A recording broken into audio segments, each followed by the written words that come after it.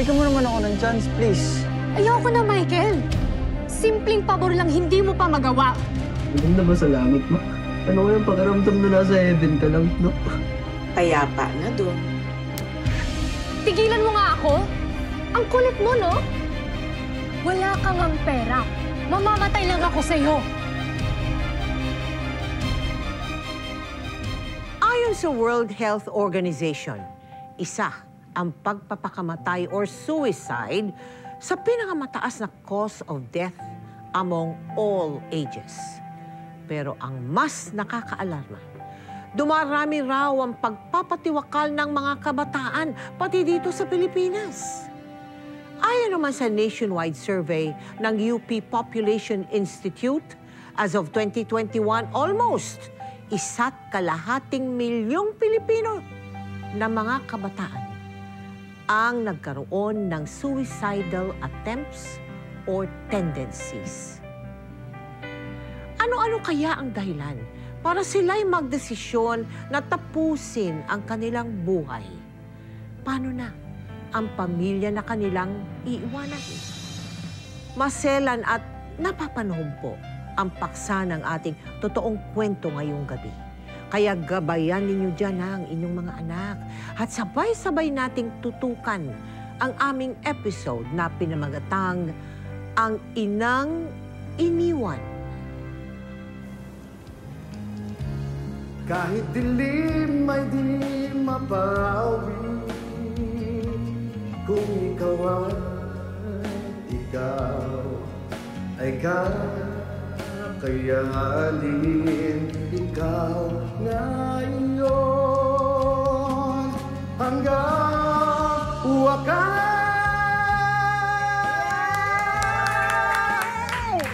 Mahala, para sa iyo yan, ha? Ma, alam naming masaya ka dahil tanggap namin ni ate si Tito Mar. Pero wag muna sana kayo magpapakasal, ha? Siyempre, ano ba, yung kasal-kasal na yan, tsaka na yan. Ang prioridad namin, yung makatapos kayo mag-aral. At katuwang ninyo ko para makamit yung mga pangarap ninyo. Okay? Salamat po, Tito. Thank you, Tito Mar, ha? Salamat, mahal. Alam mo, ngayon ko lang narinig yan. Kasi kahit sa ama ng mga batang ito, hindi naman niya sinabi yan eh. Wala naman kaming dinanas doon, kundi puro luha at sakit. Ma, huwag niyo na po masyadong isipin yun. Tsaka tapos naman na rin po yun eh. Malayong-malayo na tayo kay Papa. Hindi na niya po tayong kayang saktan pa. Sinasabi ko lang naman. Minsan kasi, naaalala ko lang siya. Pero, halimbawa ngayon, dumating siya sa buhay natin uli. Naku, hindi ako papayag na saktan niya kayo. Ma, at hindi rin po ako papayag na saktan ka ni Papa. Tsaka ma, papalaki na ako ng katawan, no? Papamuscle na ako. Tama yan? Talaga? Kailan? Paano? Bitbit ang pag-asa na padpad ang mag-iinang sina Glenda, Michael at Joyce sa Maynila para takasan ang masalimuot nilang buhay sa probinsya. Masunurin at masipag namang mag-aral noon si Michael. Pero nang makilala niya ang isang dalagita, si Queenie, nahulog agad ang loob ni Michael at naging sunod-sunuran ito kay Queenie. Ito lang? Love, nag-contribute kasi ako sa science project namin kanina, kaya yan lang muna, ha? Eh, paano yung project ko? Kailangan ko pang bumili ng costume para sa English, eh. Baka naman may sobra ka dyan, love. Wala na, yan lang talaga. Sige na. Love, wag. Oh, may 300 ka pa dito. Akin na lang to. Eh, love, baon ko kasi yan eh. Yan sana pang kain ko mamaya. Paano ko love mo ako? Diba? So, dapat kung baon mo, baon ko na rin.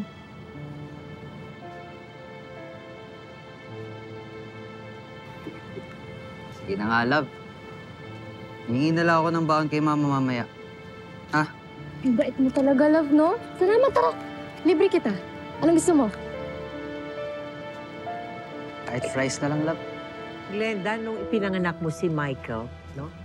Ano yung trabaho mo noon? Ang trabaho ko po noon is isa akong call center agent sa local po. O, kamusta naman siya nung lumalaki? Mabait naman siyang anak. And then, nang dinala ko na siya dito sa Maynila, nagkakabarkada na siya. Pero close ka ba sa kanya? Opo, pero malihim siya na anak po, Tita Mel. Nung teenager na siya, anong napansin mo sa kanya? Ang napansin ko po sa kanya is, mahilig na po siya maggala-gala gabi-gabi. Sumasama siya sa mga barkada niya. Okay. Hanggang sa nakakita siya ng babae na parang na-in love siya doon. Oo. Opo, parang hindi na siya nakikinig sa akin ganun. Pero about sa mga pag-aaral niya tsaka sa gawaing bahay, ginagawa naman po niya. Mike, hindi naman ako nagiging maramot sa inyo. Pero sana naman matuto kang magtipid. Kasi hindi tayo namumulot ng pera, ha? Ma, sorry po. Masyado lang po kaming maraming school projects ngayon eh. Naku, Michael, wag kang magsinungaling sa amin ni Mama. Nakikita kita lagi sa school at lagi mong binibigyan ng pera yung Queenie na yun. Queenie? Sino si Queenie? Hindi. Grade 6 na girlfriend po ni Mike. Ma, wala akong girlfriend. Anong hindi girlfriend? Nakita ko humalik sa pisngi mo. Huwag mo nga kami pinaglolo ka ni Mama! Pinahiram ko lang ng pera yun. Anong pisking pinagsasabi mo? Pinahiram ko lang pinahiram ng pera. Wow, sana all! Sige, next time, manghihiram din ako sa'yo ng pera, ha? Oo nga. Totoo nga. Pop. Bakit kayo nag-aaway sa harap ng mama niyo?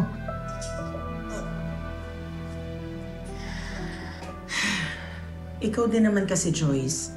Huwag ka na mag-asar kasi lalong gumugulo. Mike, ikaw naman. Pwede ba unahin mo na lang muna yung pag-aaral mo? Girlfriend, talaga? 15 years old ka, tapos ano yun? Grade 6? Ang babata niyo pa.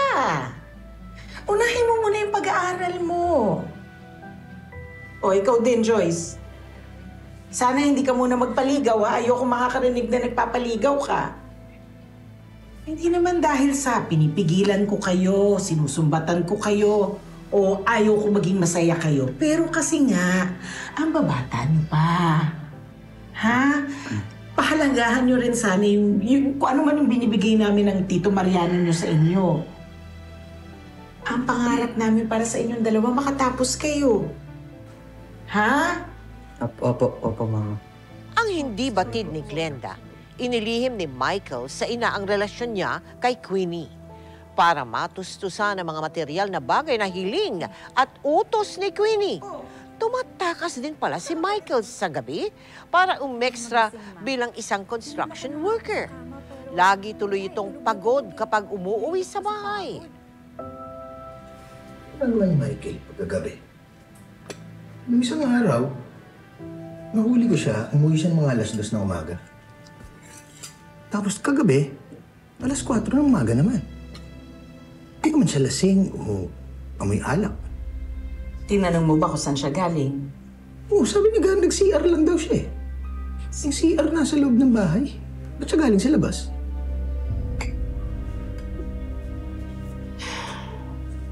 Kakausapin ko yung batang yan. Baka mamaya meron siyang problemang hindi sinasabi sa atin. Kain na. Sige po.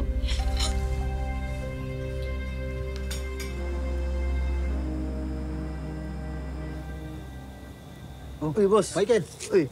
Oh. Okay, alam mo muna. Buhos mo muna to, ha? Kasi delikado ko sa nanay mo, eh. Pag nalaman na tinulungan kita magtrabaho rito. Tsaka, mas delikado ako sa boss ko. Pag nalaman na nag-recruit ako ng minor de edad. Huwag naman. Kailangan ko po ng pera ngayon eh. Hindi ka ba binibigyan ni Glenda? Di ba call center yung nanay mo? Tapos, rumaraket pa yun sa banda, sa mga singing contest. Binibigyan naman po. Yun naman pala eh. Bakit kailangan po magtrabaho ng ganito? Boss, sa totoo lang kasi, meron po kasi importanteng bagay na pinag-iipunan ngayon. Kaya kailangan po talaga ng pera. Alam ba? Siya, sige. Pagbutihan mo na muna dito, ha? Sige ba, boss? Tuloy ko po to. Sige.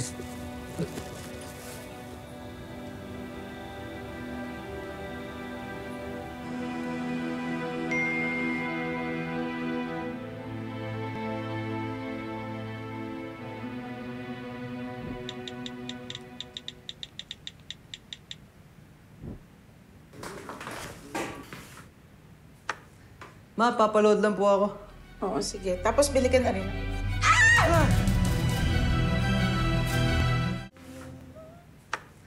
Ma, papaload lang po ako. Oo, sige. Tapos bili ka na rin. Ma, bakit? Anak, huwag ka na lumabas ng bahay. Pumirmi ka na lang dito.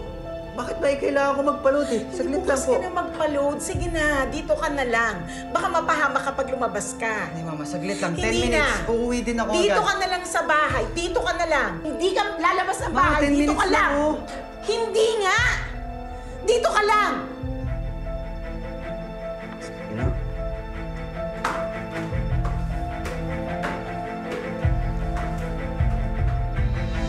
Kailan ka unang nag-alala sa behavior niya, doon sa iginagawi niya? Napansin ko sa kanya, lagi na lang siyang naliligo. Naliligo? Opo, naliligo sa gabi, bago ako umalis. Nagpapabango, yun pala, pupunta pala siya sa bahay ng babae. Wala akong expected na ano. Hindi mo tinanong. Tinanong ko po. O, Ang ano sabi niya sagot po, sa'yo? sa barkada lang daw. Oo. Makikipag ano. Sabi niya, Mama, huwag ka lang mag-alala kasi nag-focus naman ako sa pag-aaral ko. Queenie. Dahil sa'yo na zero ako sa assignment ko. Love, kaya nga ako nagsusorry ngayon, di ba? Tigilan mo nga ako sa kakalove mo. Kung talagang mahal mo ako, edi sana niludan mo ako kagabi. Love naman, ilang beses ba ako magpapaliwanag sa'yo? Hindi nga ako pinayagan ni Mama kagabi kasi may pangitain siya na wala akong ulo. At naniniwala ka naman sa mama mo. Alam mo, kasabihan lang yan ng mga matatanda. Hindi yan totoo. Napahama ka ba? Namatay ka ba? Love, syempre hindi kasi tinapik niya ako. Tsaka hindi niya ako pinalabas, kaya buhay pa ako ngayon. Labi niyo ng nanay mo, mag-break na nga tayo. Love, tika lang. Bigyan mo naman ako ng chance, please. Ayoko na, Michael. Ang hirap mo kasi maging boyfriend eh. Simpleng pabor lang hindi mo pa magawa. Tsaka ang weird niyo na magnanay. Naniniwala kayo sa mga kasabihan? Jack! Probinsyano ka nga, ayoko na sa'yo. Maghanap na ako ng ibang boyfriend.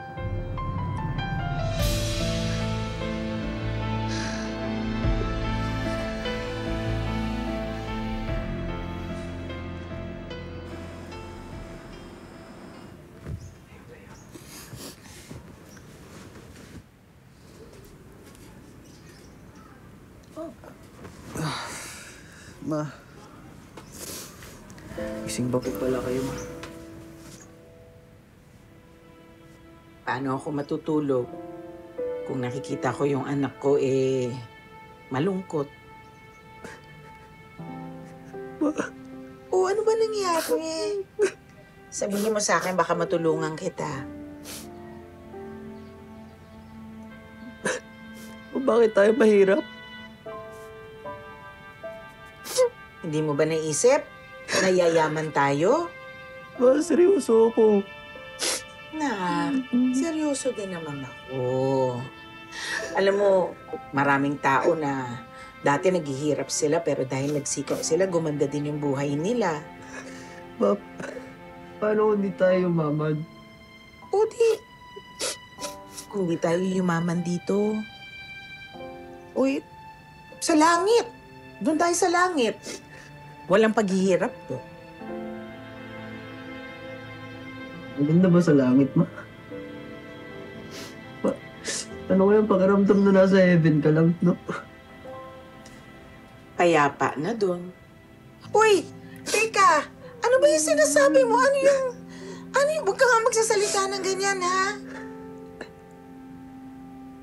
Ma, kailan ba ako pwede pumunta sa heaven? Kailan? Uy, Naka, tigilan mo yung pagsasalita ng heaven na yan, tsaka langit na yan, ha? Huwag ganon. Paano ako?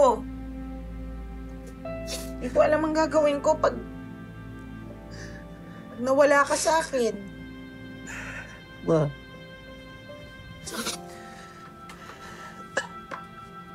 Huwag mo na akong alalahanin, Ma.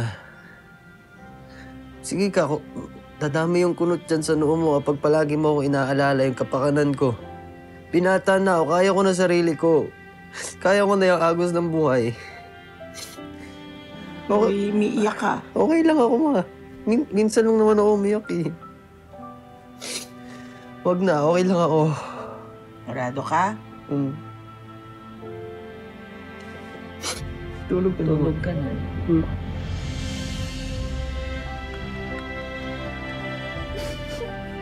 Mahal na mahal kita. Mahal kita. Alam mo yan. Oo, na umiyak ka. Tama na, ha? Tulog na ako. Tulog na po kayo, ma. Ikaw din. Tulog na rin po ako sa galit.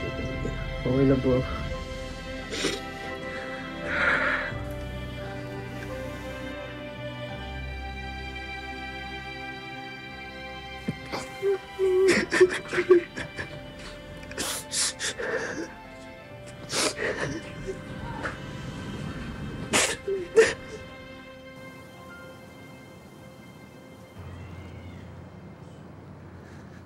Queenie?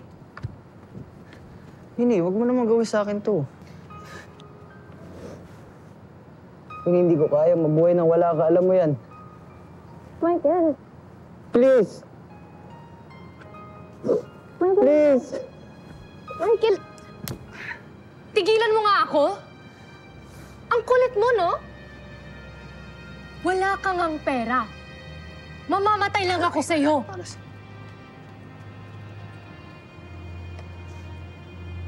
Queenie, gagawin ko lahat para sa'yo. Alam mo yan. Queenie, pag iniwan mo ako, magpapakamatay ako. Eh di magpakamatay ka kung gusto mo. Pag-guilt trip ka pa, no? Basta ako, ayoko na sa'yo, Michael.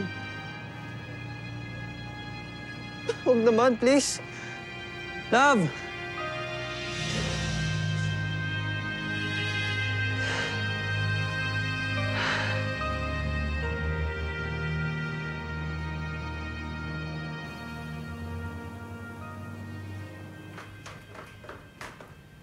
Ma! Uy! Oh! Naku, bunso, ha? Ang sweet mo naman. Bakit? May kailangan ka ba? May kailangan ka? May gusto ka ba? Wala naman, ma. Miss lang kita. Oh, ang sweet naman ni bunso. Kahit na walang kailangan, naglalambing.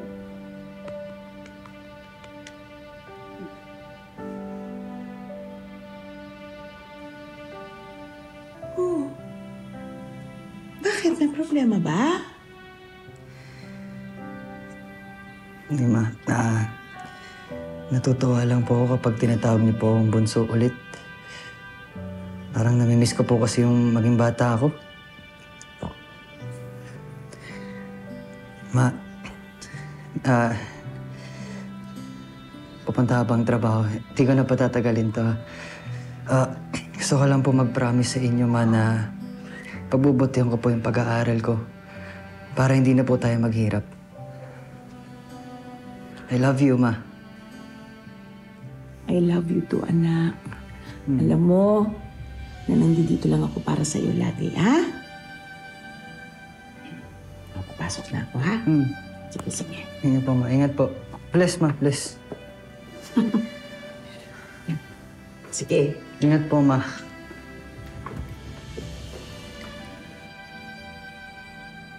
Yumakap siya sa akin ng mahigpit. Ang sabi niya sa akin, Mama, I love you po.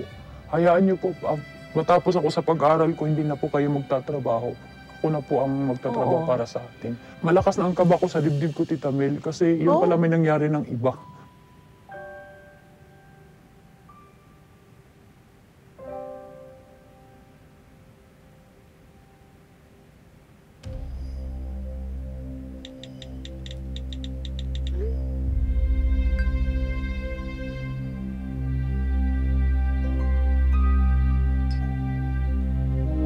Bigyan mo naman ako ng chance, please.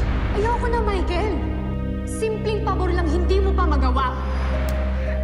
Tigilan mo nga ako. Ang kulit mo, no? Wala ka ngang pera. Mamamatay lang ako sa'yo.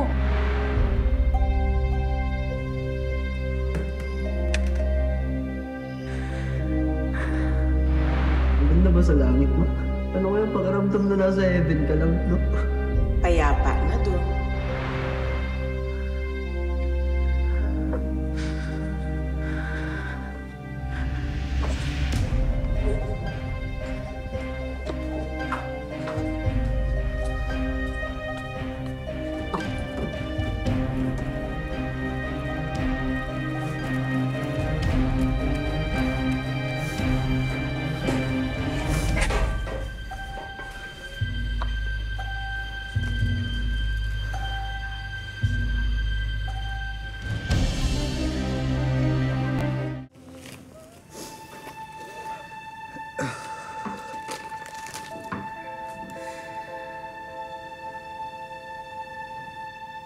Mama, mahal na mahal ko si Queenie kaya magpapakamatay ako.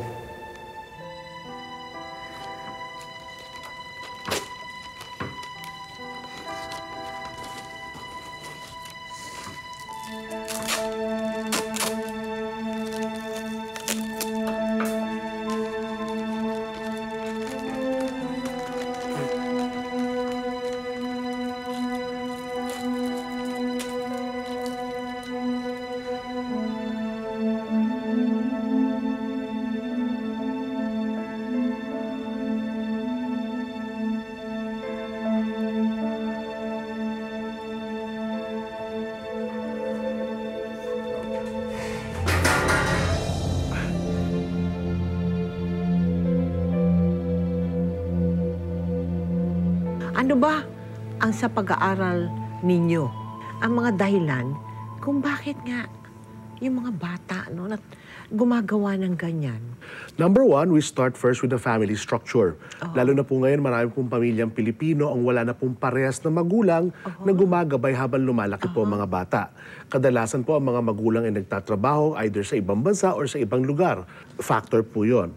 That's why pag kunyaring nakahanap ng opportunity ang isang tao na parang kunyari may pwedeng magmahal sa kanya, talagang they cling on to that person. The idea of losing someone like that is already so devastating to the point na pwede niyang maging rason ito para kitilin ng kanyang sarili. So kumbaga po, hindi nakakasabay yung murang isipan ng isang bata dun sa mga challenges at mga problems na kailangan niyang kaharapin. So since the maturity is not there, makitid ang perspective ng pag-iisip, mas lumalaki po ang chance na mas gugustuhin nilang to end their life. Psychologically po kasi, when people face frustrating situations, tatlo po ang response na pwede natin gawin eh. It's either we fight back, we try to persist, kumbaga tatry mo pa rin baguhin yung sitwasyon kahit hindi na siya favorable sa'yo, and lastly, you withdraw. You just take yourself out of it. So katulad po noon, may mga ganyang bata na kahit laki sa hirap, nagpursige. So they persisted. May ibang bata na tipong they abused themselves, nagdroga, napunta sa hindi magandang bisyo, they became aggressive towards themselves. At meron ding mga bata that they withdraw.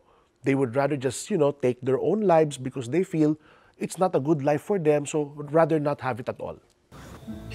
Oh, ano na naman? Ano nangyari? Ano Joyce? Ano pong nandito? Ano nangyari sa'yo? Si Michael po. Ano nangyari kay Michael? Ano nangyari? Saan si Michael? Michael, anong problema? Wala na si Michael. Iniwan na niya tayo. Michael? Bawal lumapit. Hindi. Bawal lumapit. Michael, baba natin siya! Ano hinihintay mo? Bakit mo na Bawal lumapit. ibababa natin siya? Bawal siya hawakan.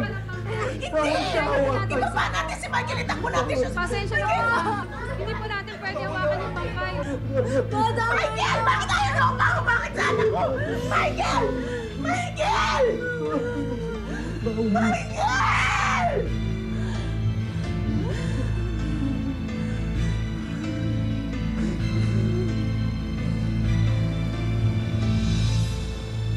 Mainom po muna kayo ng tubig.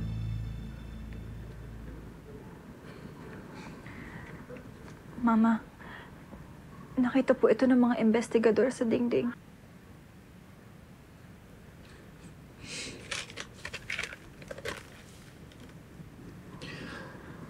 Binigyan na rin ni Joyce ng mga notebook ni Michael para makompare nila kung talagang sulat niya yan or may foul play. Saan ko pwedeng hanapin tong Queenie? Saan ko pwedeng hanapin tong Queenie? Kailangang may managot sa pagkamatay ng kapatid mo!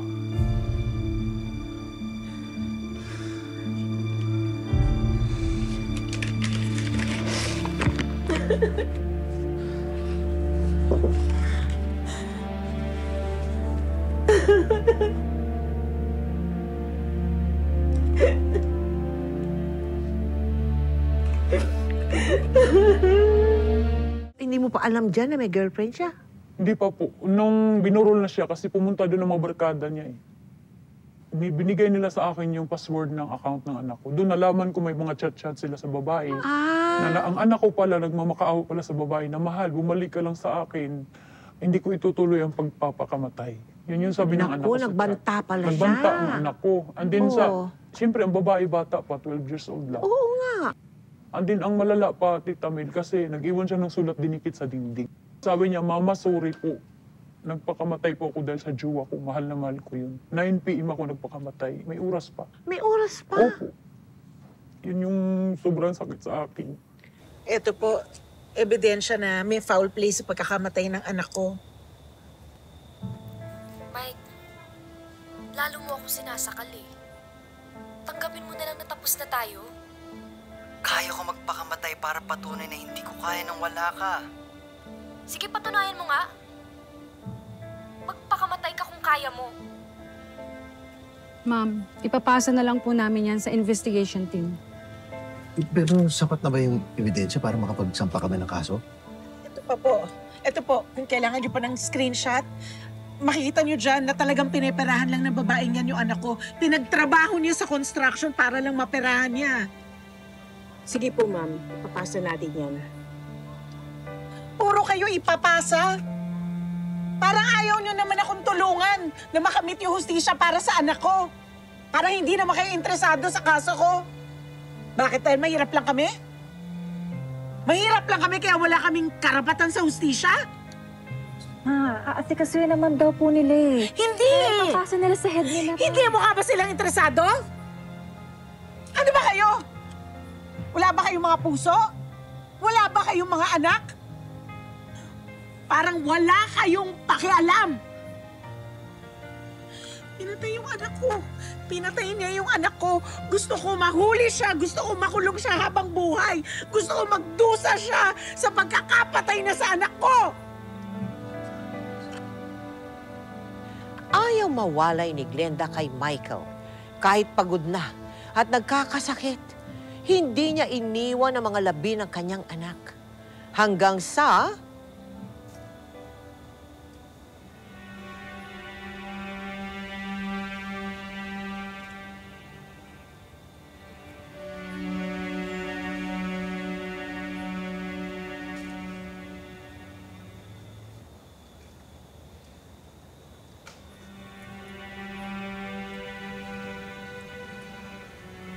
Wanda, hindi ko matatanggap yung sorry mo.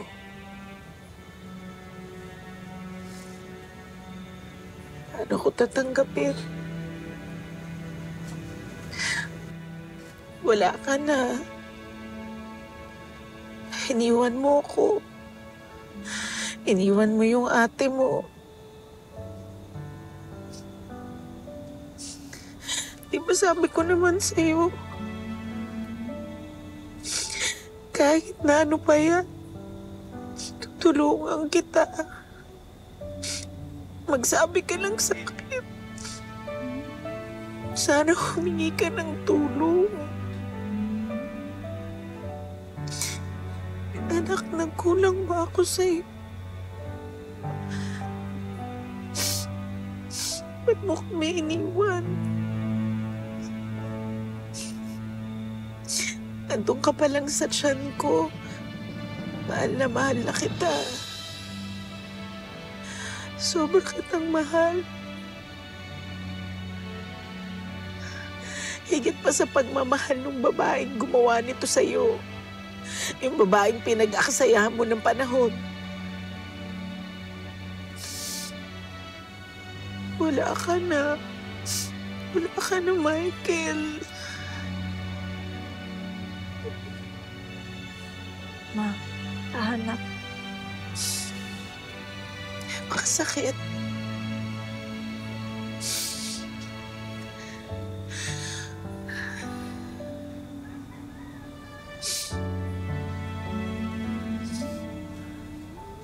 Mama, si Queenie po. Si Queenie po yun.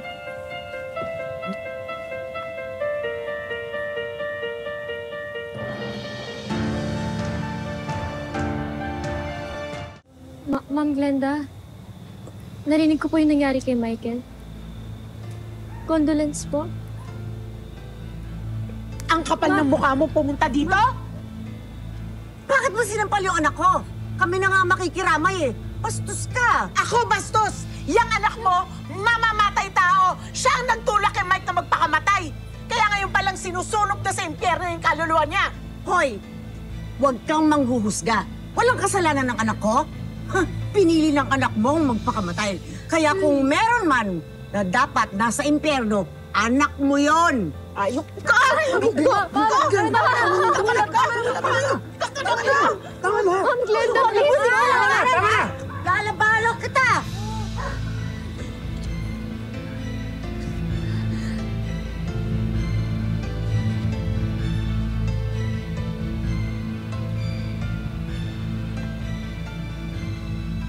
Anong ginawa ninyo nung pagkatapos ng pagkamatay ni Michael? Nagpaimbestiga ka ba? Hindi po. Anong ginawa Kasi niyo? may nag-advise po sa akin na kahit ikaso ko yung babae, hindi daw ako mananalo dahil minor yung babae. At saka kagustuhan naman daw po yun ng anak ko. Kaya hindi ko lang ituloy. Pinasadyos ko na lang ang lahat. Hindi pa rin matanggap ni Glenda ang pagkawala ng kanyang bunsong anak. Dumaan siya sa matinding depresyon.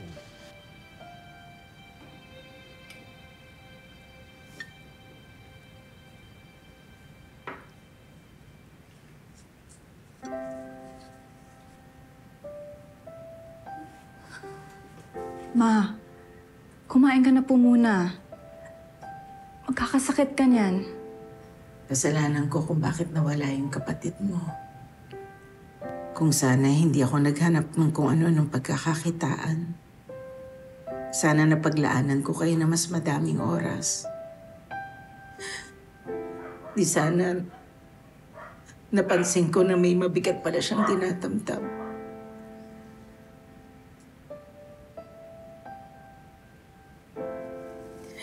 Hindi ako naging mabuting ina sa inyo. Iniwan ko pa nga kayo para magtrabaho sa ibang lugar, diba? Wala kang kasalanan, Ma. Wala kang pagkukulang sa amin dalawa. Sadyang itinago lang niya sa atin ang lahat. Kaya huwag mong sisihin ang sarili mo, Ma.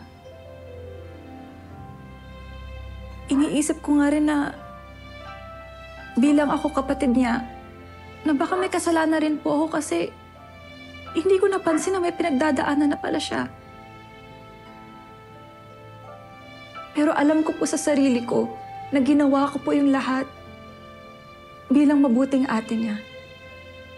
At ganun din po kayo, Ma. Kasi pinayuhan niyo siya. Inayos niyo po yung buhay natin.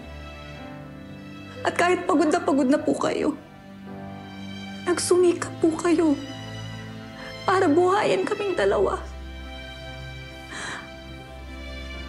At alam po ni Michael yun, Mama. Kaya huwag na huwag niyo pong sisihin sarili niyo.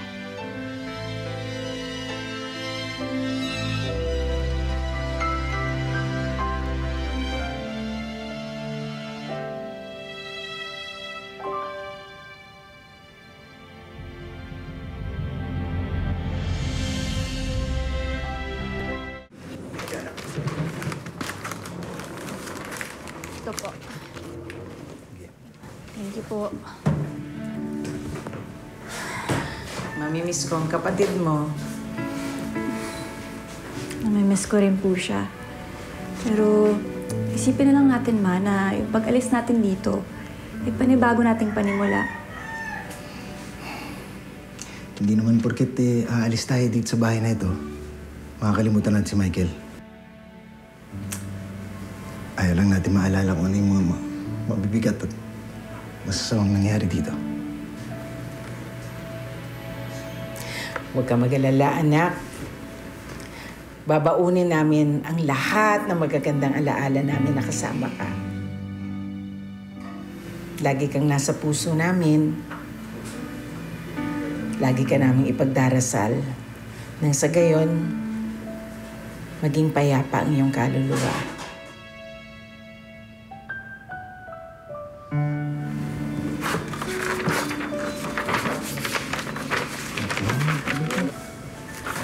Halika na.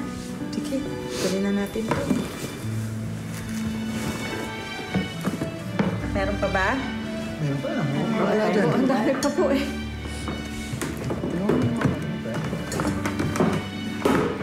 Kaya mo ba? Kaya mo ba? Sige.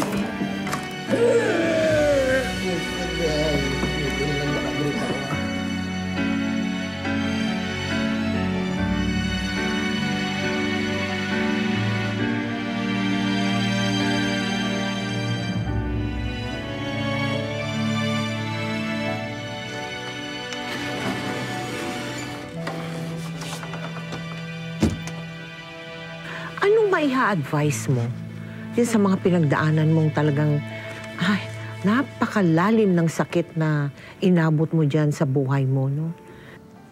Ang masasabi ko lang po is, normal lang sa buhay na marami tayong pagdaanan, pero kailangan lang tayo magiging matapang at harapin ang lahat-lahat dahil ito naman ang, kumbaga sa pag-aaral pa, i-exam to natin na nandito tayo sa mundo.